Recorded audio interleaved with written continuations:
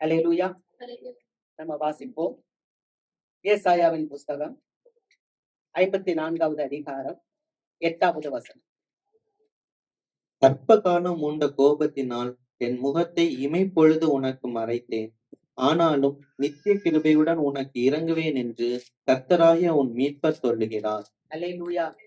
அற்ப காலம் உண்ட கோபத்தினால் என் முகத்தை நான் மறைத்தேன், ஆனாலும் நித்திய கிருபையுடன் உனக்கு இறங்குவேன் என்று உன் மீட்பர் சொல்லுகிறார். அல்லேலூயா. ஆண்டவர் இந்த நாட்களில நமக்கு கிருபையை பத்தி பேசிக் கொண்டிருக்கிறார். ஆமென்.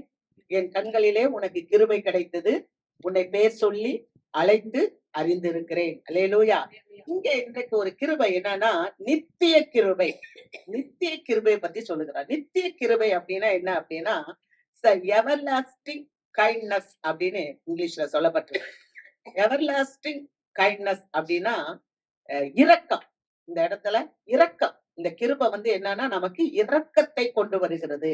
அவர் சொல்லுறார், அற்ப காலம் மூண்ட கோபத்தினால இமை பொழுது என் கண்களை நான் உனக்கு மறைத்தேன், ஆனாலும் அதாங்க ஹைலைட், நான் மறைச்சேன் தான், ஆனாலும் நான் உனக்கு நித்திய கிருபையுடன் இரக்கத்தோடு நான் இறங்குவேன் அப்படின்னு சொல்லி உன்னுடைய மீட்பர் சொல்கிறார். நம்முடைய மீட்பர் அல்லேலூயா அவர் சொல்லுகிறார். உண்மையா சொல்றேன், ஆண்டவர் அவருடைய முகத்தை மறைத்தால் நம்முடைய வாழ்க்கை என்னவா இருக்கும் யோசித்து பாருங்க. ஏன்னா இந்த உலகமே அவருடைய வசனத்தினாலதான் தாங்கி கொண்டு இருக்கிறதா. எபிரேயர்ல நம்ம படிக்கிறோம் 1வது அதிகாரத்துல. அப்ப இந்த அண்ட சராசரங்களே அவருடைய வார்த்தையினாலே தாங்கி கொண்டிருக்கிற இந்த ஆண்டவர் அவருடைய முகத்தை மறைத்தால் நம்முடைய வாழ்க்கையில எவ்வளவு கஷ்டம். அங்க வாசிக்கிறோம், ஏன் அந்த முகம் மறைக்கப்படுகிறது? தேவனுடைய முகம் நம்மை பார்க்க கூடாதபடிக்கு ஏன் மறைக்கப்படுகிறது? ஏசாயா சொல்லுகிறார் 59வது அதிகாரம் 1-2 வசனங்களை நான் வாசிக்கிறோம். இதோ ரட்சிக்க கூடாதபடிக்கு கர்த்தருடைய கை குறுகி போகவும் இல்லை, கேட்க கூடாதபடிக்கு அவருடைய செவி மந்தமாகவும் இல்லை. உங்கள் அக்கிரமங்களே உங்களுக்கும் உங்கள் தேவனுக்கும் நடுவாக பிரிவினை உண்டாக்குகிறது. உங்கள் பாவங்களே அவர் உங்களுக்கு செவி கொடாதபடிக்கு அவருடைய முகத்தை உங்களுக்கு மறைக்கிறது. அல்லேலூயா.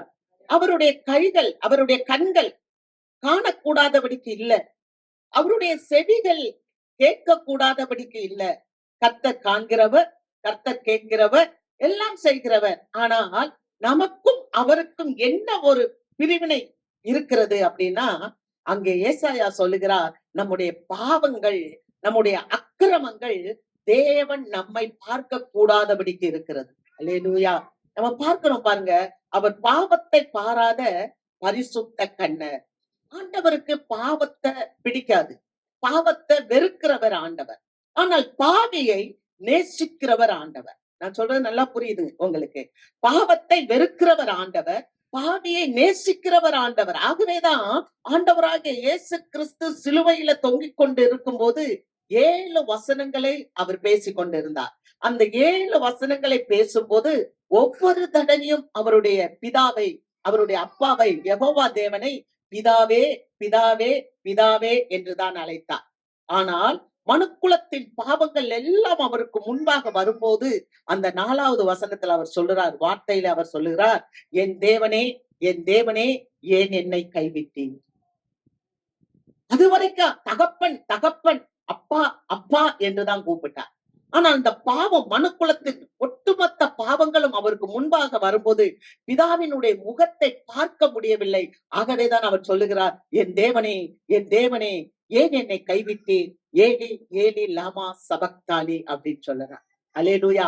ஆக பாவம் அவ்வளவு கொடுமையானது, பாவம் அவ்வளவு அது மோசமானது, அது தேவனையும் நம்மையும் பிரிக்க கூடியது. வாசிக்கலாம், சங்கீதம் புஸ்தகம் 44வது அதிகாரம் 24வது வசனம். ஏன் உம்முடைய முகத்தை மறைத்து எங்கள் சிறுமையையும் எங்கள் நெருக்கத்தையும் மறந்து விடுகிறீர்? ஏன் உம்முடைய முகத்தை மறைத்து எங்களுடைய சிறுமையையும் எங்களுடைய எளிமையையும் நீர் மறந்து விடுகிறீர்? அல்லேலூயா. சங்கீதக்காரருடைய அனுபவம் எப்படியா இருக்கிறது? ஏன் ஆண்டவரே உம்முடைய முகத்தை மறைக்கிறீர்? எப்போதெல்லாம் அவர் பல இக்கட்டுகளுக்குள்ளாக கடந்து செல்லுகிறாரோ அப்போதெல்லாம் அவர் தேவனோடு கூட தன்னை இன்னும் அதிகமாய் அவரோடு கூட ஒன்றி இணைந்து கொள்ளுகிறார். அப்படி இணைந்து கொள்ளும் நேரத்தில் கூட அவருடைய முகத்தை பார்க்க முடியாமல் தவிக்கும் போது, ஏன் ஆண்டவரே எனக்கு மறைந்து இருக்கிறீர்? ஏன் ஆண்டவரே எனக்கு தூரமாய் இருக்கிறீர்? ஏன் ஆண்டவரே எனக்கு விலகி இருக்கிறீர் என்று சங்கீதக்காரர் கூப்பிடுகிறார். அல்லேலூயா. ஒருவேளை இந்த வார்த்தையை கேட்டுக்கொண்டிருக்கிற அருமையான தேவ மக்களே, ஆண்டவர் சொல்லுகிறார், அற்ப காலம் மூண்ட அந்த கோபத்தினால ஒரு இமைப்பொழுதுதான் என்னுடைய முகத்தை நான் உனக்கு மறைத்தேன். ஆனால் நான் சொல்லுகிறேன், உனக்கு நித்திய கிருபையுடன் இறங்குவேன். அல்லேலூயா. நித்திய கிருபையுடன் உனக்கு நான் இறங்குவேன் என்று ஆண்டவர் சொல்லுகிறார். நம்ம வசனங்களை வாசிக்கும் போது 1 யோவான் 3வது அதிகாரம் 8வது வசனம், பிற்பகுதியை நான் சொல்லுறேன். 1 யோவான் 3வது அதிகாரம் 8வது வசனத்தின் பிற்பகுதி.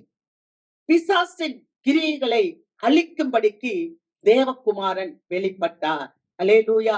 அப்ப ஆண்டவராகிய இயேசு பாவத்தில் இருந்து நம்மளை பரிசுத்தப்படுத்துவதற்காகவும் நித்திய கிருபையோடு நமக்கு இறங்குவதற்காகவும் நமக்கு கொடுக்கப்பட்ட மீட்பர் தான் ஆண்டவராகிய இயேசு கிறிஸ்து. அல்லேலூயா. அல்லேலூயா. அந்த இயேசு கிறிஸ்துவுக்கு எல்லாவற்றின் மேல அதிகாரம் இருந்தது. அவருக்கு பாவத்தின் மேலே அதிகாரம் இருந்தது. அவருக்கு வியாதியின் மேலே அதிகாரம் இருந்தது.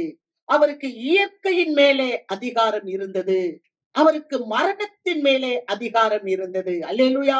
எல்லாவற்றிலும் அதிகாரம் கொண்ட ஒரு ஆண்டவர் தான் ஆண்டவராகிய இயேசு கிறிஸ்து. அவர் பழுதற்ற பலியாக இந்த உலகத்துல வந்து பிசாசின் கிரியைகளை அழிக்கும்படிக்கு தேவகுமாரன் வெளிப்பட்டார். அல்லேலூயா. அவர் வெளிப்பட்டது நிமித்தமாக உங்களுக்கும் எனக்கும் ஒரு நித்தியமான கிருபை கொடுக்கப்பட்டு இருக்கிறது. அது முடிவில்லாத கிருபை. Hallelujah. It is a everlasting kindness. முடிவில்லாத இரக்கம். முடிவே இல்ல, தொடர்ந்து அது நம்மோடு வந்து கொண்டே இருக்கும். அதுதான் கிருபை. அல்லேலூயா. அந்த நித்திய கிருபையை கொடுக்கதான் மீட்பர் இயேசு இந்த உலகத்துக்கு வந்தார். ஒரு 100க்கு அதிபதியை குறித்து நம்ம வாசிக்கிறோம் வேதாகமத்துல. மத்தேயு புஸ்தகம் 8வது அதிகாரம், லூக்கா புஸ்தகம் 7வது அதிகாரத்துல ஒரு 100க்கு அதிபதியை குறித்து நம்ம வாசிக்கிறோம். இந்த 100க்கு அதிபதி ஒரு நாள் அவருடைய வேலைக்காரன் சுகவீனமாய் இருக்கிறார். வேலைக்காரன் சுகவீனமாய் இருக்கும்போது சில யூதர்களை இயேசுவின் இடத்தில் அனுப்புகிறார். நல்ல கவனிங்க. யூதர்கள் புறஜாதி மக்களோடு கலவ மாட்டார்கள். ஆனால் இந்த 100க்கு அதிபதி, இந்த புறஜாதியான 100க்கு அதிபதி சற்று வித்தியாசமானவர். ஆமென். அவர் புறஜாதிகளோடு ஃபெல்லோஷிப் வச்சிருந்தார். மன்னிக்கணும், யூதர்களோடு ஃபெல்லோஷிப் வச்சிருந்தார். யூதர்களை அவர் சில மூப்பர்களை அனுப்புகிறார் இயேசுவின் இடத்துல. என்ன சொல்லி அனுப்புகிறார்? என் வேலைக்காரன் வியாதியா இருக்கிறான், நீர் அவரை குணப்படுத்த வேண்டும். அப்ப இந்த மூப்பர்கள் போய் சொல்றாங்க. இதை நம்ம லூக்கால பாக்குறோம். மூப்பர்கள் போய் சொல்றாங்க, 100க்கு அதிபதி அவன் வேலைக்காரன் சுகவீனமா இருக்கான், ஏசப்பா நீங்க வாங்க, அந்த வேலைக்காரனுக்கு சுகம் கொடுக்க வேண்டும். அல்லேலூயா. அந்த வேலைக்காரனுக்கு சுகம் கொடுக்கணும், நீங்க வாங்க அப்படின்னு சொல்றான். சொல்லிட்டு சொல்றாங்க, அந்த யூதர்கள் சொல்றாங்க, அவன் நமக்காக ஒரு தேவாலயத்தையும் கட்டி கொடுத்தவர், நம்மளை ரொம்ப நேசிக்கிறவர், நீங்க வாங்க அப்படின்னு சொல்லி அவங்களை கூப்பிடும் போது இந்த 100க்கு அதிபதி சொல்லுகிறார், நல்ல கவனிங்க, ஆண்டவரே நீர் என்னுடைய வீட்டுக்கு வருவதற்கு நான் பாத்திரன் அல்ல. அதாவது நான் தகுதி உடையவன் அல்ல. நான் உம்மிடத்தில் வந்து சொல்லுவதற்கும் நான் என்னை பாத்திரவனாக எண்ணவில்லை. ஏன்னா யூதர்கள் முன்னால போய் அவ்வளவு சீக்கிரமா புறஜாதி மக்கள் நிக்க மாட்டாங்க. ஆனா ஒண்ணே எனக்கு தெரியும், உம்முடைய அதிகாரம் என்ன என்பது எனக்கு தெரியும். அல்லேலூயா. உம்முடைய அதிகாரம், நான் வந்து 100 பேருக்கு அதிபதியா இருக்கேன், எனக்கு கீழே 100 பேர் இருக்கான். நான் ஒருத்தனை வான்னு சொன்னா அவன் வர்றான், நீ ஒருத்தனை போன்னு சொன்னா போறான். அப்ப அதிகாரம்னா என்னன்னு தெரியும். ஆனா இந்த அதிகாரத்துக்கெல்லாம் மேற்பட்ட ஒரு அதிகாரம் உம்மிடத்துல இருக்கிறது. அல்லேலூயா. அந்த அதிகாரம் உம்முடைய வார்த்தையில இருக்கிறது. அல்லேலூயா. நீர் ஒரு வார்த்தை சொன்னால் போதும், என்னுடைய வேலைக்காரன் பிழைப்பான். அல்லேலூயா. சமீபத்துல நம்முடைய பிரைம் மினிஸ்டர் கூட சொன்னாங்க, ஆண்டவராகிய இயேசு கிறிஸ்து வந்து ஒரு நல்ல வேலை செய்கிறவர், ஒரு சேவைக்காரர் அப்படின்னு சொன்னாங்க. அவர் சேவைக்காரர் மாத்திரமல்ல, அவர் சேவையை செய்கிறவர் மாத்திரமல்ல, அவர் யாருன்னா அவர் மீட்பர். அல்லேலூயா. அவர் மீட்பர். ஜனங்களை மீட்கும்படியாக இந்த உலகத்துக்கு வந்தார். பாவத்துல இருக்கிற ஜனங்களை மீட்கும்படி இந்த உலகத்துக்கு வந்தார். அல்லேலூயா. அந்த மீட்பர் முதலாவது அவர் சேவை செய்கிறார். என்ன சேவை தெரியுமா? அந்த வேலைக்காரனுடைய அந்த வேலைக்காரன் உள்ள வியாதியை அவன் சுகப்படுத்துகிறார். அல்லேலூயா. அவர் சொல்லுகிறார், இஸ்ரவேலருக்குள்ளும் இப்படிப்பட்ட ஒரு மனிதனை நான் பார்க்கவில்லை. ஏன்னா தேவனால் தெரிந்து கொள்ளப்பட்ட, அங்கீகரிக்கப்பட்ட, முன்குறிக்கப்பட்ட இந்த யூதர்கள் கூட இவ்வளவு விசுவாசம் இல்லை. அந்த அதிகாரத்தை குறித்து அவ்வளவு உணர்ந்திருக்கவில்லை. ஆனால் ஒரு புறஜாதியான ஒரு நூற்றுக்கு அதிபதி அதை உணர்ந்து கொண்டபடியினால் அது வேதத்துல பதிவு செய்யப்படுகிறது. பரிசுத்த ஆவியானவரால் அது கனம் பண்ணப்படுகிறது. பரிசுத்த ஆவியானவரால் எழுதி வைக்கப்பட்டிருக்கிறது. ஏமே அது மாத்திரமில்ல, பாருங்க, இயேசுவானவர் வாழ்ந்த காலத்துல மாத்திரமில்ல, இந்த நூற்றுக்கு அதிபதி ஆண்டவரை கனப்படுத்தினதுனால நம்ம அப்போஸ்தலர் நடவடிக்கைகள்ல 10வது அதிகாரத்துல அங்க ஒரு நூற்றுக்கு அதிபதியை பார்க்கிறோம். அவனுடைய பெயர் கொர்நேலியு என்று சொல்லப்பட்டிருக்கிறது. அந்த கொர்நேலியு குறித்து நம்ம வாசிக்கலாம். அப்போஸ்தலர் 10வது அதிகாரம் 1-2 வசனங்கள். இத்தாலியா பட்டாளம் எண்ணப்பட்ட பட்டாளத்திலே நூற்றுக்கு அதிபதியாகிய கொர்நேலியு என்னும் பெயர் கொண்ட ஒரு மனுஷன் செசரியா பட்டணத்திலே இருந்தான். அவன் தேவ பக்தி உள்ளவனும் தன் வீட்டார் அனைவரோடும் தேவனுக்கு பயந்தவனுமாய் தேவ பக்தி உள்ளவனும் தன் வீட்டார் அனைவரோடும் தேவனுக்கு பயந்தவனுமாய் இருந்து ஜனங்களுக்கு மிகுந்த தருமங்களை செய்து எப்பொழுதும் தேவனை நோக்கி ஜெபம் பண்ணி கொண்டிருந்தான். ஹல்லேலூயா. எப்போதும் அவன் தேவனை நோக்கி ஜெபம் பண்ணி கொண்டிருந்தான். பாத்தீங்களா? அப்ப இயேசுவானவர் வாழ்ந்த காலத்துல ஒரு நூற்றுக்கு அதிபதி இருக்கிறாரு.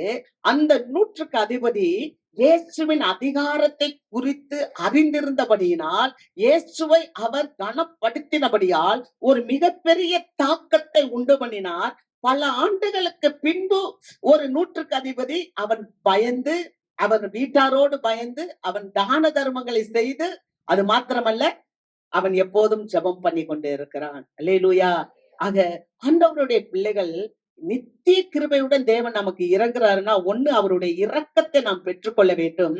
இரண்டாவது, நாம் அந்த இரக்கத்தை பெற்றுக்கொண்ட நாம் தேவனை மகிமைப்படுத்த வேண்டும். அல்லேலூயா. இந்த நூற்றுக்கு அதிபதி இரக்கத்தை பெற்றுக்கொண்டார். வேலைக்காரனுக்கு சுகம் கிடைத்தது மாத்திரமல்ல, ஒரு பெரிய ரெக்கார்டு உண்டு பண்ணிட்டு போயிட்டான். பிற்காலத்துல வந்த இன்னொரு நூற்றுக்கு அதிபதியை இங்க வேதத்துல பதிவு பண்ணியிருக்கிறத பாக்குறோம். அவன் அந்த கர்த்தருக்கு பயந்தான் என்று பார்க்கிறோம். அல்லேலூயா. அல்லேலூயா. கர்த்தருக்கு மகிமை உண்டாவதாக. இரண்டாவது ஒரு காரியம் பாருங்க, நித்திய கிருபையுடன் உனக்கு நான் இறங்குவேன். யோவான் 5வது அதிகாரம் 1-15 வசனம். அங்க ஒரு சம்பவம் கொடுக்கப்பட்டிருக்கு. என்னன்னா, பல வியாதியஸ்தர்கள் ஒரு குளத்தாண்டையில உட்கார்ந்து இருக்கிறாங்க. பல வியாதியஸ்தர்கள், சூம்பினவங்க, கை கால் சூம்பினவங்க, வாதமுடையவங்க, ஊனமுற்றவங்க, அசைக்க முடியாதவங்க, திமிர்வாதக்காரவங்க, இப்படி அநேக அந்த குளத்தாண்டையில இருக்கிறாங்க. ஒரு குளத்தை நம்பி இருக்கிறாங்க. ஆனா அங்க வசனத்தை வாசிக்கிறோம், இயேசுவானவர் அங்கே போனார். ஒரு மனிதனை தேடி போனார். 38 வருஷம். நல்லா யோசித்து பாருங்க.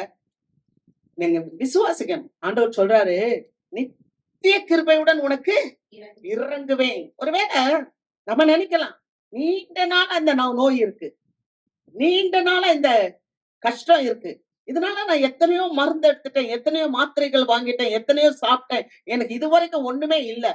ஆனா வார்த்தை சொல்லுது, ஆண்டவர் இரக்கம் உள்ளவர், அவர் இறங்குகிறவர். ஆமென். நித்திய கிருபையுடன் உனக்கு இறங்குவேன் என்று வாக்கு பண்ணினவர். அவர் என்ன பண்றாரு, 38 வருஷம் படுத்திருந்தான் ஒருத்தன் குளத்துல. ஆண்டவர் தேடி போனார். போய் கேட்டாரு, நீ சொஸ்தமடைய வேண்டும் என்று விரும்புகிறாயா? அருமையான தேவ மக்களே, இன்னைக்கு இந்த இடத்துல வந்திருக்கிறீங்க.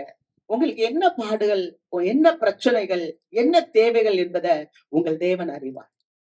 அல்லேலூயா. நீங்கள் ஆராதிக்கிற தேவன், அறிகிற தேவன், உணர்கிற தேவன், உயிருள்ள தேவன். அவர் ஒரு கல் இல்ல, அவர் ஒரு மண் இல்ல, அவருக்கு கேட்க கூடாதபடிக்கு காது அடைக்கப்படல. அல்லேலூயா.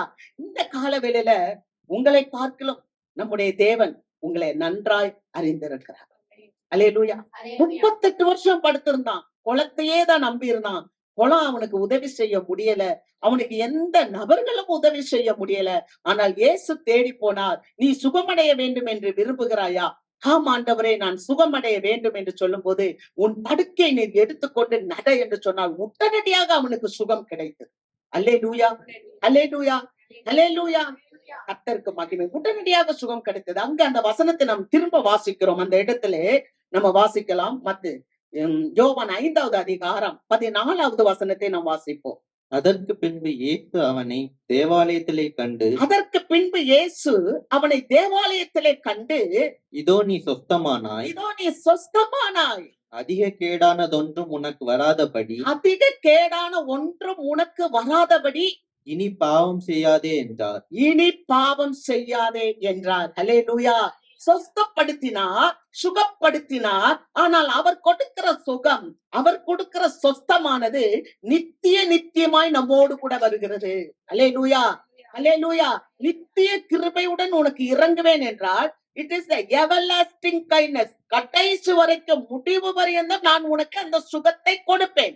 அப்ப அந்த சுகத்தை நீ பெற்றுக்கொள்ள வேண்டும் என்றால், பெற்றுக்கொண்ட சுகத்தை காத்துக்கொள்ள வேண்டும் என்றால், பெற்றுக்கொண்ட அபிஷேகத்தை காத்துக்கொள்ள வேண்டும் என்றால், பெற்றுக்கொண்ட ஆசீர்வாதத்தை காத்துக்கொள்ள வேண்டும் என்றால், பெற்றுக்கொண்ட நன்மைகளை காத்துக்கொள்ள வேண்டும் என்றால் ஒரு காரியம் செய்ய வேண்டும். அங்கே 14வது வசனத்திலே சொல்லப்பட்டிருக்கிறது, நீ பாவம் செய்யாதபடிக்கு, அதிக கேடான காரியம் உனக்கு நேரிடாதபடிக்கு நீ கவனமாயிரு. பாவம் செய்யாதபடி கவனமாயிரு. அல்லேலூயா. அப்படின்னா இந்த மனுஷனுக்கு ஏன் வந்துச்சு? ஏதோ ஒரு பாவம், ஏதோ ஒரு பாவத்தினால வந்த ஒரு வியாதி. அந்த பாவத்தை மன்னிக்க இயேசு வல்லமை உள்ளவர். பாவத்தை மன்னிக்கிறதுக்கு இயேசுவுக்கு மட்டும்தான் அதிகாரம் இருக்கிறது. அல்லேலூயா. இந்த உலகத்துல அநேக சேவகர்கள் இருக்கிறாங்க. நான் சொல்ல முடியும், அன்னை தெரேசாலாம் மிகப்பெரிய சேவகி. ஆமென். ஆனால் அவர்கள் நிறைய சேவை செய்தார்கள். நான் சொல்ல முடியும், இன்னைக்கு ஆண்டவரோடு கூட அவர்கள் இருக்கிறார்கள். ஆனால் அவர்களுக்கு பாவத்தை மன்னிக்கின்ற அதிகாரம் கொடுக்கப்படவில்லை. ஆமென். அவர்கள் தேவனிடத்திலிருந்து கிருபை பெற்றவர்கள். ஆனால் அவர்கள் தேவன் அல்ல. ஆனால் ஆண்டவராகிய இயேசு கிறிஸ்து நம்முடைய பாவத்தை மன்னிக்கிறவர். அவர் சுகம் கொடுத்தார், அவன் சொஸ்தமானான். ஆனால் ஆண்டவர் போய் சொல்லுகிறார், நீ இனி அதிக கேடு ஒன்றும் வராதபடிக்கு பாவம் செய்யாதே. மத்தேயு 9வது அதிகாரத்துல இயேசுவானவர் ஒரு வீட்டுல இருக்கிறாரு. ஒரு 4 பேர் ஒரு திமிர்வாதக்காரனை கொண்டு வராங்க. அந்த திமிர்வாதக்காரனை கொண்டு வரும்போது முன்னால கொண்டு வர்றதுக்கு இடமில்லை. ஜனங்கள் எல்லாம் கூட்டமாக இருக்கிறார்கள். அப்பொழுது அந்த 4 பேர் என்ன செய்தார்கள்? மேலே இருக்க வீட்டினுடைய தட்டோடை உடைத்து அதுக்குள்ளாக அந்த மனிதனை இறக்கினார்கள். இயேசு சொன்னார், உன் பாவங்கள் உனக்கு மன்னிக்கப்பட்டது. அங்க இருக்கிறவங்க எல்லாம் கேட்டாங்க, பாவத்தை மன்னிக்க இவன் யார்? இயேசு சொன்னார், நீ எழுந்து உன் படுக்கையை எடுத்துக்கொண்டு நட. அல்லேலூயா. பாவத்தை மன்னிக்கிறவருக்கு தான் சுகம் கொடுக்க முடியும். அல்லேலூயா, அல்லேலூயா. ஒருவேளை நாங்கள் வந்து உங்களுக்கு ஜெபிக்கலாம், ஆனால் எங்கள் ஜெபம் மாத்திரமே. சுகம் கொடுப்பது ஆண்டவர். அல்லேலூயா. சுகம் கொடுப்பது ஆண்டவர். ஏனென்றால் அவர் ஒருவர் மாத்திரம்தான் பாவத்தை மன்னிப்பதற்கு அதிகாரம் உடையவர். அல்லேலூயா. எப்பேற்பட்ட பாவமா இருந்தாலும் சரி, உன் பாவங்கள் சிவேரென்று இருந்தாலும் அது உறைந்த பனியை போல நான் வெண்மையாக்குவேன் என்று ஏசாயா சொல்லுகிறார். அல்லேலூயா. நம்முடைய பாவங்கள் மன்னிக்கப்படும் போது சிலரெல்லாம் நான் கேள்விப்பட்டிருக்கேன், எத்தனையோ பாவங்கள், விட முடியாத காரியங்கள் இல்லையா? சிலர்னா போயில போட்டுக்கிட்டே இருப்பாங்க. புகையிலை, அது ஒரு போத வஸ்து. அதை போடுவதனால் வாயில கேன்சர். சிகரெட், அதுல எழுதியிருக்கோம், cigarette smoking is injurious to health. ஆனா அதையே குடிச்சு லங்ஸ் எல்லாம் புகைந்து கருப்பாய் போயிரு. ட்ரிங்க்ஸ், பல காரியங்கள், விட முடியாத காரியங்கள். ஆனா என்ன காரியமா இருந்தாலும் சரி, ஆனா அந்த காரியத்தை, அந்த பாவத்தை மன்னிக்க இயேசு உயிருள்ளவர். அல்லேலூயா. அவர் பாவத்தை மன்னிக்கிறவர். ஆமென். கர்த்தருக்கு மகிமை.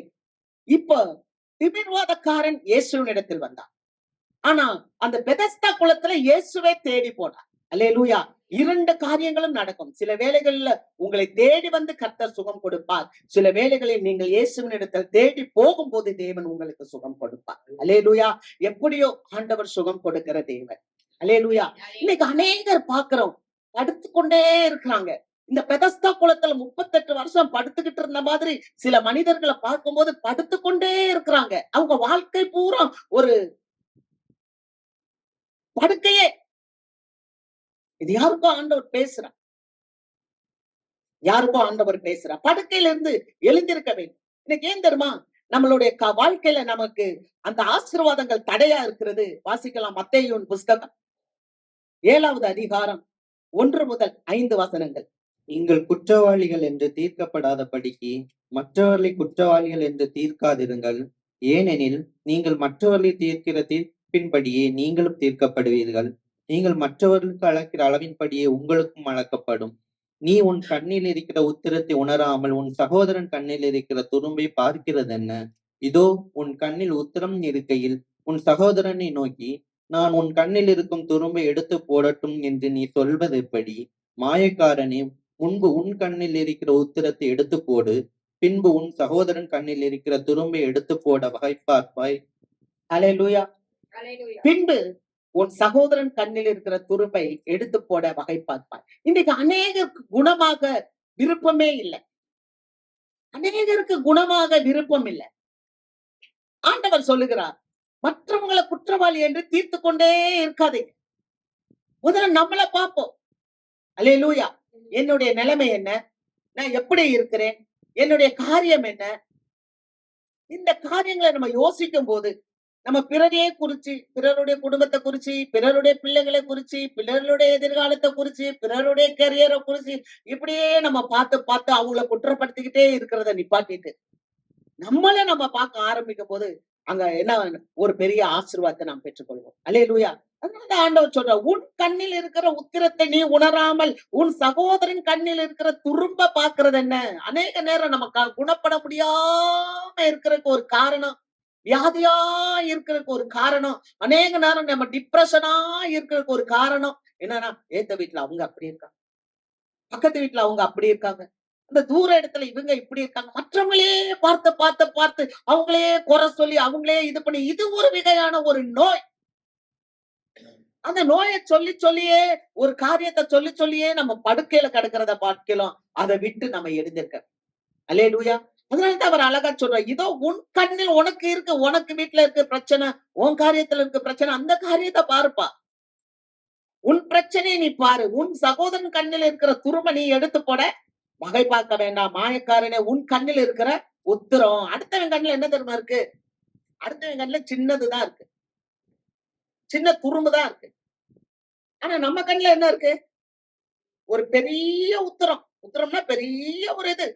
ஆனா அதை நம்ம எடுத்து போடுறதுக்கு வழி பார்க்கிறதே இல்லை. ஆகவேதான் அவர் அழகா சொல்றாரு, இப்படிப்பட்ட மன அழுத்தத்துல காணப்படுகிற அநேக நோய்கள் இருக்கிறது. இது மனநோய்ன்னு சொல்லுவாங்க. மனநோய்ன்னு சொல்லுவாங்க. இந்த மாதிரியான நோய்கள் ஒரு மனுஷனை என்ன கொண்டு போயிரும்னா, மனநோய் மரணத்துல கொண்டு போயிடும். அது ஒரு மிகப்பெரிய பாவம். வாசிக்கிறோம் பாருங்க, ரோமர் 6வது அதிகாரம், ரோமர் 6:23. பாவத்தின் சம்பளம் மரணம், தேவனுடைய கிருபை வரமோ நம்முடைய கர்த்தராகிய இயேசு கிறிஸ்துவினால் உண்டான நித்திய ஜீவன். தேவனுடைய கிருபை வரமோ, சொல்லுங்க, தேவனுடைய தேவனுடைய கிருபை வரமோ என்று சொல்லுவோமா? நல்ல சத்தமா ஆமென். இந்த வருஷம் கிருபை நமக்கு தாரா. தேவனுடைய கிருபை வரமோ, கர்த்தரால் இயேசு கிறிஸ்துவினால் வருகின்ற நித்திய ஜீவன். ஆண்டவர் எனக்கு ஒரு கிருபையை வச்சிருக்கிறார், ஒரு நித்திய ஜீவனை கொடுத்திருக்கிறார். அதுதான் கிருபை வரம். அந்த கிருபை வரம் என்ன தெரியுமா? அநேக நேரத்துல நம்ம என்ன யோசிக்கிறோம்? பாவம் அப்படின்றது, பாவம் என்பது என்ன? பாவம் என்பது என்ன? பொறாமை பெரிய பாவம், தெரியுமா? பொறாமை பெரிய பாவம், பெருமை பெரிய பாவம். கடந்த வாரத்துல ஆண்டவர் சொன்னார், பெருமை உள்ளவர்களுக்கு தேவன் எதிர்த்து நிற்கிறார், தாழ்மை உள்ளவர்களுக்கு தேவன் கிருபை அளிக்கிறார். அந்த எசேக்கியேல் புஸ்தகத்துல பாக்குறோம், ஒரு பிசாசு அது என்ன சொல்லுது? நான் தேவனுடைய பர்வதத்துக்கு மேலா ஏறி போவேன். நான் அவருக்கு மேல உட்கார்ந்து ஆராதனை கூடத்துல உட்காருவேன். எல்லா ஆராதனையும் எனக்கு வரணும்னு நினைப்பேன். அந்த பெருமையினாலதான் அந்த கேரு அந்த வசனத்தை வாசிக்கலாம். எசேக்கியேல் 28வது அதிகாரம் 16வது வசனம். உன் வியாபாரத்தின் மிகுதியினால் உன் கொடுமை அதிகரித்து நீ பாவம் செய்தாய். ஆகையால் நான் உன்னை தேவனுடைய பர்வதத்தில் இருந்து ஆகாதவன் என்று தள்ளி காப்பாற்றுகிற கேருபாய் இருந்த உன்னை அக்னிமயமான கற்களின் நடுவே இராதபடிக்கு அழித்து போடுவேன். அல்லேலூயா. பாத்தீங்களா? வியாபாரத்தின் மிகுதினால ஒரு செழுமை வந்ததுனால ஒரு கொடுமை அந்த பிசாசுக்குள்ள வந்துருச்சு. அப்ப அவனுக்குள்ள வந்த அந்த பெருமையினால அவன் என்ன பண்ணான்? கேருபா இருந்தவன் அவன் அழிக்கப்பட்டு போனான் என்று பார்த்தோம். அந்த பிசாசு கீழே தள்ளப்பட்டான் என்று பார்க்கிறோம். அதேதான் வெளிப்படுத்தின விசேஷத்துல கூட சொல்லப்பட்டிருக்கு. அங்கே 12வது அதிகாரத்துல நம்ம வாசிக்கிறோம். கர்த்தருடைய பிள்ளைகள் மேல இரவும் பகலும் குற்றம் சுமத்துகிற பிசாசானவன் கீழே தள்ளப்பட்டு போனான். அல்லேலூயா. அப்ப இந்த பிசாசு என்னன்னா குற்றப்படுத்திக் கொண்டே இருக்கிறது. மற்றவங்களையே சொல்லி சொல்லி சொல்லி குற்றப்படுத்துறது ஒரு பெரிய பிசாசு. பிசாசுனா திரும்ப சொல்லுறேன், பாவம்னா என்ன? பாவம் என்பது பொறாமைப்படுறது பாவம், ஏமாற்றுவது பாவம், பொய் சொல்லுவது பாவம், பிறரை குற்றப்படுத்திக் கொண்டே இருக்கிறது பாவம். இந்த மாதிரியான காரியத்தை எல்லாம் மாற்றும்படி குமாரனாகிய இயேசு கிறிஸ்து இந்த உலகத்துக்கு வந்தார். அல்லேலூயா. அதனாலதான் நாங்க வசனம் வாசிக்கிறோம். தேவனை ஒருவனும் ஒரு காலம் கண்டதில்லை. பிதாவின் மடியில் இருக்கிற ஒரே பேரான குமாரன் அவரை வெளிப்படுத்தினார். யோவான் 1வது அதிகாரம் 18வது வசனத்துல வாசிக்கிறோம். அப்ப ஆண்டவர் எப்படி இருக்கிறாரு? அவர் மாசற்றவர், அவர் தூய்மையானவர், அவர் உண்மை உள்ளவர், அவர் பரிசுத்தர்.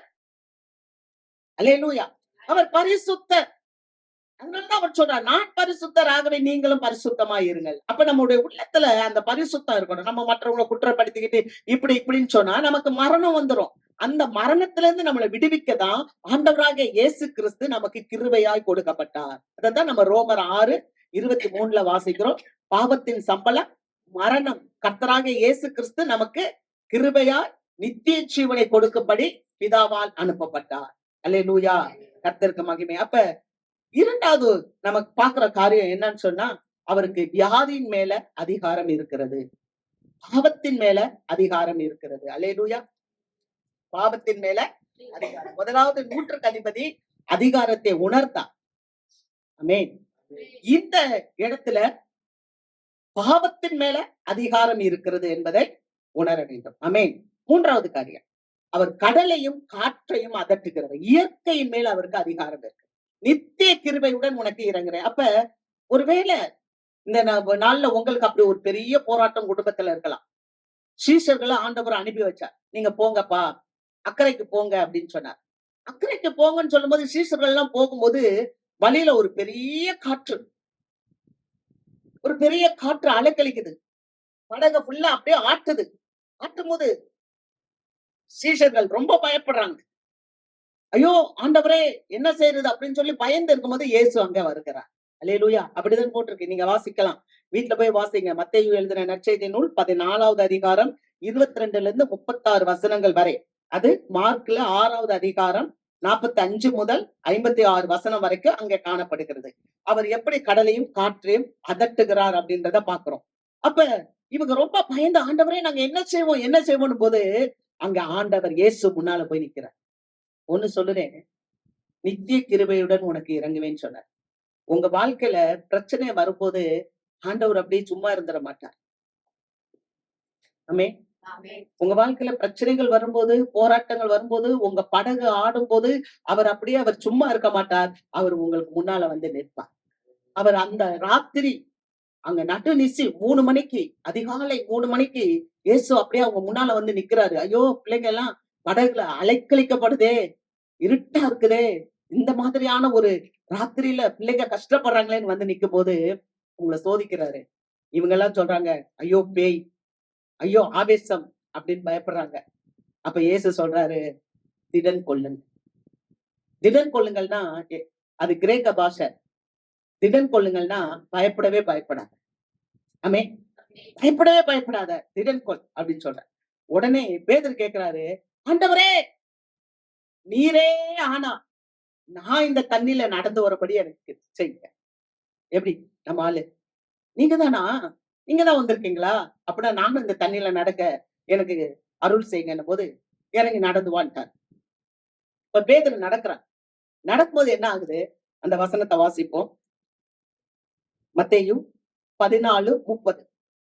காற்று பலமாய் இருக்கிறதைக் கண்டு காற்று பலமாய் இருக்கிறதைக் கண்டு பயந்து பயந்து அமிழ்ந்து போகையில் ஆண்டவரே ஆண்டவரே என்னை இரட்சியும் என்று கூப்பிட்டான். என்னை ரட்சியும் என்று கூப்பிட்டான். அல்லேலூயா. அப்ப நடந்து வாரே. அல்லேலூயா. ஆண்டவர் சொல்றாரு, நீ ஏன் சந்தேகப்பட்டாய்? அற்ப விசுவாசியே, நீ ஏன் சந்தேகப்பட்டாய் அப்படின்னு. அப்ப காரணம் என்ன தெரியுமா? இயேசுவ பார்த்துக்கிட்டே இருக்கிற வரைக்கும் கடல்ல நடந்துட்டே போனான்.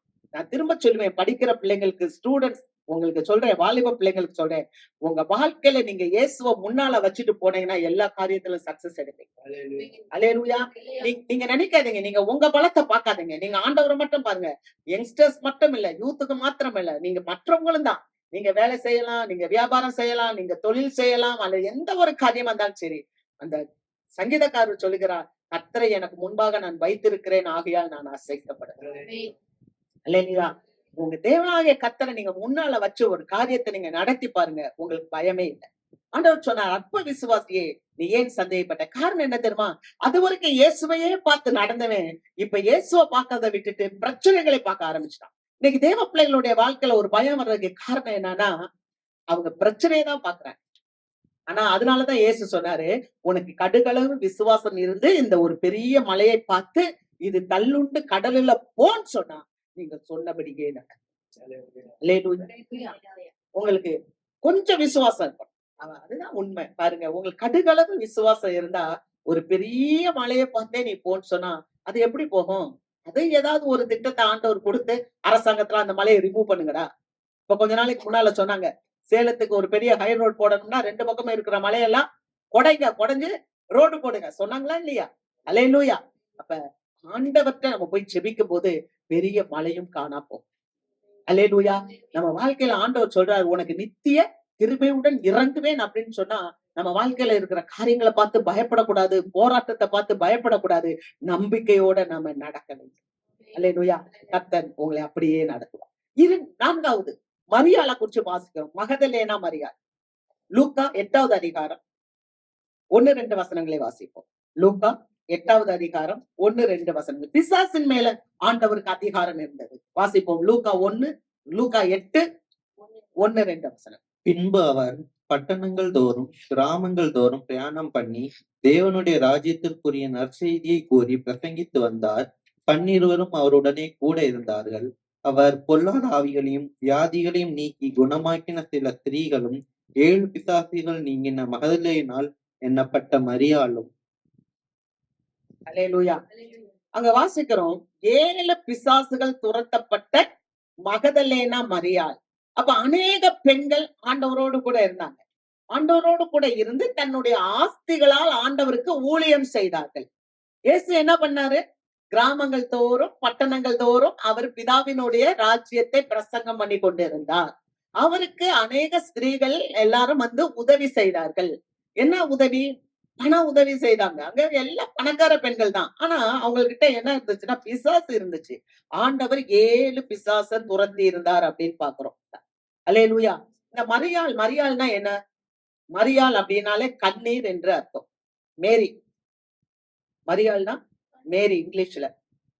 மேரிக்கு என்ன அர்த்தம்னா கண்ணீர்.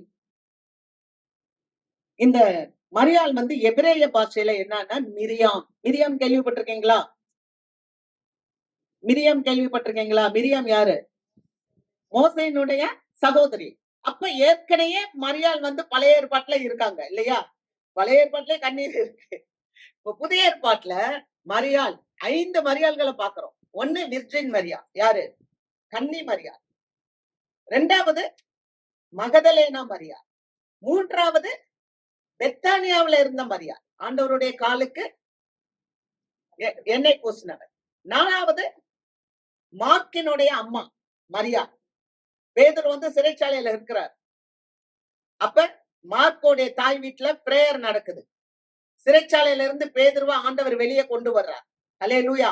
அங்க அந்த ஒரு குழந்தை ரோதை கூட பாக்குறா பேதுரு வெளியே வர்றத.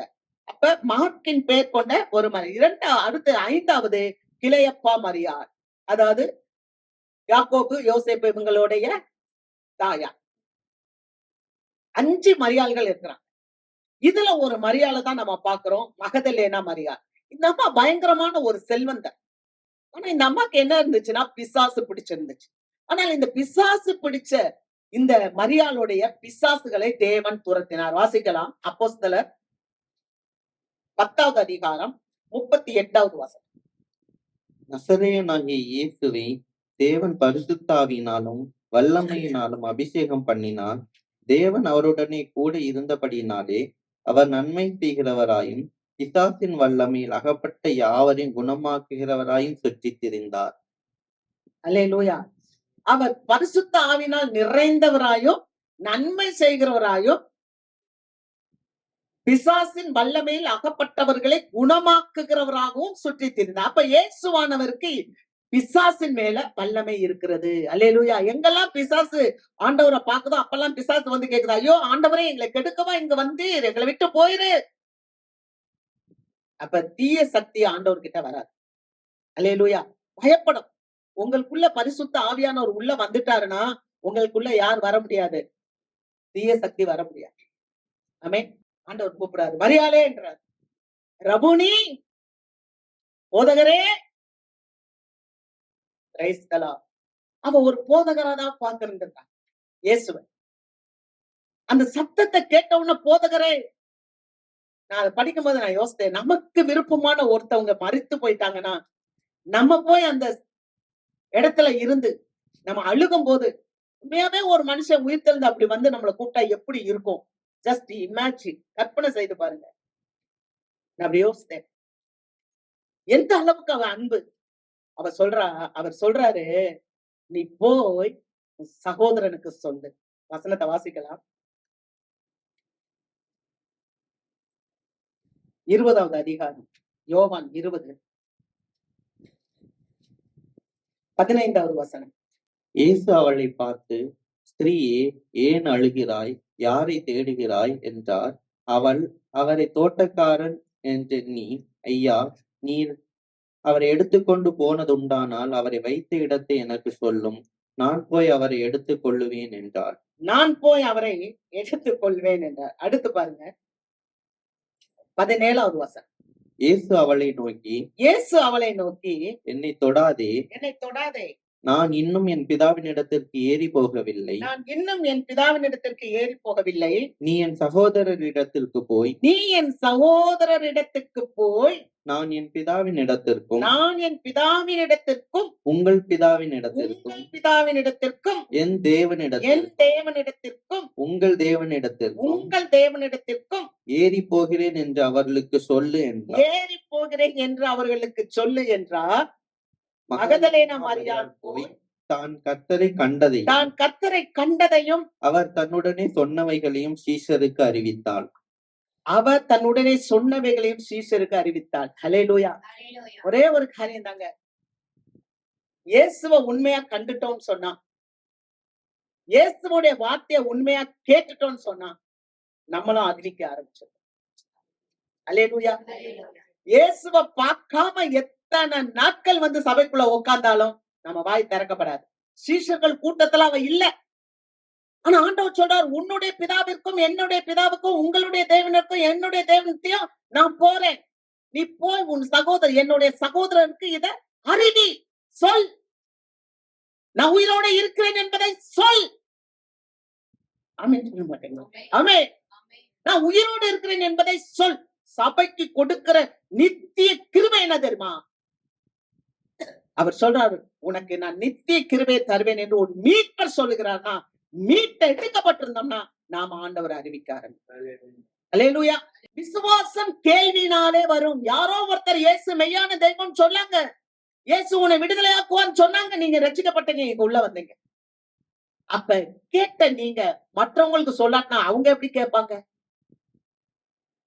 அப்ப இந்த கேட்கறத நீங்க கேட்டு இருதயத்துல விசுவாசித்து வாயில இயேசுவே ரட்சகர், இயேசுவே என் மீட் பண்ணும்போது உங்க வாழ்க்கை வளம் பெறுது. அல்லேலூயா. அப்ப இந்த வார்த்தையை சொல்லுவதற்கு நீங்க போய் சொன்னதா மற்றவங்க கேட்பாங்க. அவங்க அந்த இயேசுவை விசுவாசித்து இருதயத்துல ஏற்று அவங்க வாயினால ஆண்டவரை அறிக்கை செய்யும் போது அவங்களுக்கு நித்திய ஜீவன். இந்த புதிய ஆண்டுல ஒரு தீர்மானத்தோட இருக்கும். என்னன்னு சொன்னா ஒரு நித்திய கிருபை, அந்த கிருபை கடைசி வரைக்கும் நம்ம கூட தொடர்ந்து வர்ற கிருபை. நான் இயேசுவுக்காக பேசுவேன். அல்லேலூயா. இந்த மகதலே நான் மரியாதை போல நான் இயேசுவை பின்பற்றுவேன். ஆமென். அல்லேலூயா. நம்ம அப்படியே எழுந்திருப்போம்.